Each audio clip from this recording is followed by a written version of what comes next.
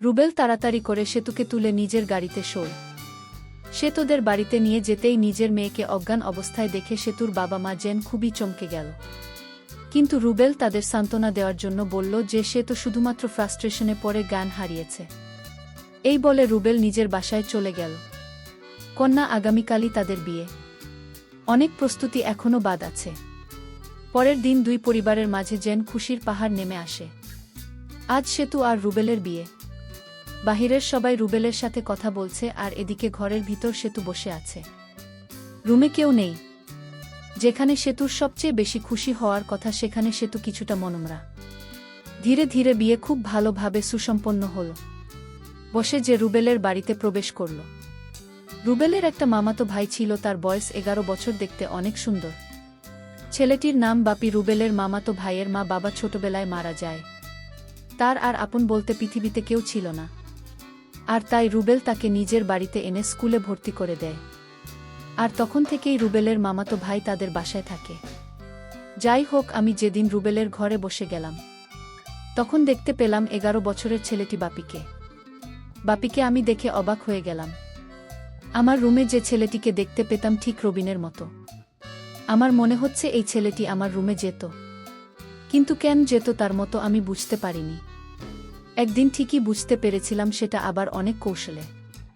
এই বিষয়টা পরে বলছি। আমি তখন ছেলেটিকে দেখে আমি তাকে ডাক দিলাম, বাপি তুমি আমার কাছে আসো, তোমার সাথে আমার কথা আছে। আমি ডাক দেওয়ার সাথে সাথে সে আমার কাছে চলে আসলো।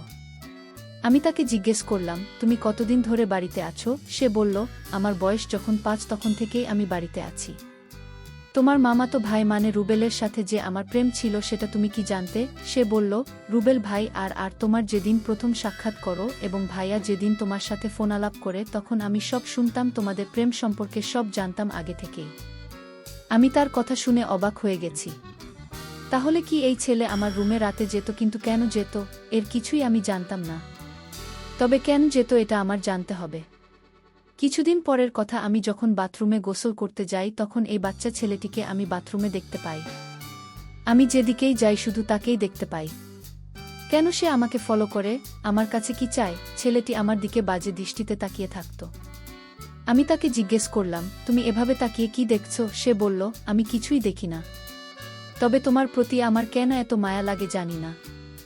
আমার ইচ্ছা করে 24 ঘন্টা তোমার দিকে তাকিয়ে থাকি। আমি বললাম, কি বলছো তুমি? তোমার কি মাথা ঠিক আছে? সে বলল, আমার মাথা ঠিক আছে, তোমার মাথায় সমস্যা আছে।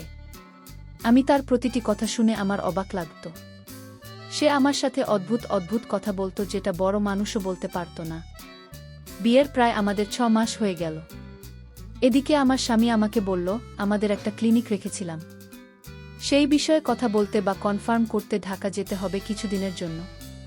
পরের দিন আমার স্বামী চলে গেল ঢাকায়। আমি বাসায় একা। আমার শ্বশুর বাড়িতে ছিল শুধু। আমার শাশুড়ি মা অনেক আগেই মারা গিয়েছিল।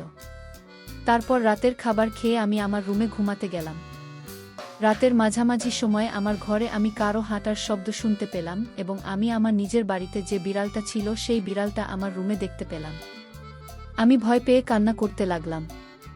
হঠাৎ করে দরজাটা খুলে 11 বছরের ছেলেটি আমার কাছে এসে বলল, কি হয়েছে আপনার? কোনো সমস্যা হয়েছে কি আপনার? আমি বললাম, আমাদের বাড়িতেই বিড়ালটাকে আমি দেখতে পেতাম, কিন্তু আজ দেখি আমার শ্বশুরবাড়িতে তো এই বিড়ালটা দেখতে পেলাম। আর তাছাড়া আরও একটি কথা হলো, তোমাকে আমি বলিনি এখনো। ঠিক তোমার মতো একটা ছেলেকে দেখতে পেতাম। প্রতি রাতে আমার রুমে কিভাবে আসতো আমি জানি না। তখন সে আমাকে বলল, এটা আপনার মনের ভুল, আপনি মনে হয় দুঃস্বপ্ন দেখেছেন। আমি বললাম, না, আমি এটা বাস্তবে দেখেছি। সে আমার কথা কিছুতেই বিশ্বাস করল না। এর পরের দিন আমি গোসল করতে গেলাম। তখন ছেলেটি আমাকে বলল, আমার একটা কথা রাখবে। আমি বললাম, কি কথা? সে বলল, আমার মা আমাকে গোসল করিয়ে দিত, নিজে হাতে খেতে দিত। আমি আজ 4 বছর যাবত সেই স্নেহ থেকে বঞ্চিত। তাই যদি আপনি কিছু মনে না করলে আমাকে আপনি গোসল করিয়ে দিবেন এবং নিজ হাতে ভাত খাইয়ে দেবেন। আমি তার কথা শুনে অবাক হয়ে গেছি। আমি তখন তাকে সান্ত্বনা দিয়ে বললাম, আরে বোকা, তখন তো তুমি ছোট্ট ছিলে, আর এখন তো তুমি বড় হয়েছ। এখন তুমি নিজে নিজে গোসল করতে শিখেছ, নিজ হাতে খাইতে শিখেছ। এখন তো তুমি বড় হয়েছ, আমার কাছে তার এই চাওয়াটা আমার কাছে যেন অদ্ভুত লাগল। সে নিজেই পারে গোসল করতে, কিন্তু আমাকে বলছে গোসল করিয়ে দিতে। সে বলল, কোনো কিছু বলছো না যে আমি তাকে বলেছিলাম? আমি বলেছিলাম তুমি আমার ছেলে না, আর তাই আমি তোমাকে গোসল করিয়ে দিতে পারবো না। হঠাৎ লক্ষ্য করলাম ছেলেটির চোখ দিয়ে পানি জ্বলজ্বল করে পড়ছে, কান্না করছে আর আমাকে বলতে লাগল, বড়দের কাছ থেকে শুনেছি ভাবি হচ্ছে মায়ের সমতুল্য, তাহলে তুমি আমাকে কেন গোসল করাতে পারবে না আর নিজ হাতে ভাত খাওয়াতে পারবে না? আমি তার কথা শুনে বারবার অবাক হচ্ছি বলে কি ছেলেটা। আমি তাকে বলেছি, ঠিক আছে, আমি তোমার সব কথা শুনব, তার আগে তোমার একটা সত্যি কথা বলতে হবে। সে বলল, আমি কোনো দিন কারো সাথে মিথ্যা কথা বলিনি, আর বলবো না। আপনি বলেন, কি বলবেন? তখন আমি তাকে জিজ্ঞেস করেছিলাম, আমার বাড়িতে রাতে তুমি কি আমার ঘরেই বিড়ালটি ছেড়ে দিতে এবং তুমি কি আমার রুমে যেতে? তখন সে বলল, আমি যেতাম। তার এই কথা শোনার পর আমার সারা শরীর ভয়ে কাঁপতে লাগল। মাত্র 11 বছরের ছেলেটি কিভাবে আমার রুমে গেল? আমি তাকে আবার জিজ্ঞেস করলাম, কেন যেতে আমাদের বাড়িতে? তখন সে বলল, আগে আমাকে গোসল করিয়ে দাও, তারপর বলছি। তার আগে আমি কিছুই বলবো না। তার একটাই কথা, তাকে গোসল করিয়ে দিতে হবে। আমি তাকে সন্দেহ করতে লাগলাম আর ভয় করতাম, কারণ তার যে কোনো উদ্দেশ্য আছে। আমি মনে মনে একটা সিদ্ধান্ত নিলাম তাকে পরীক্ষা করার জন্য। আমি তার মনের উদ্দেশ্য তা জানার জন্য আমি তাকে গোসল করাতে রাজি হলাম।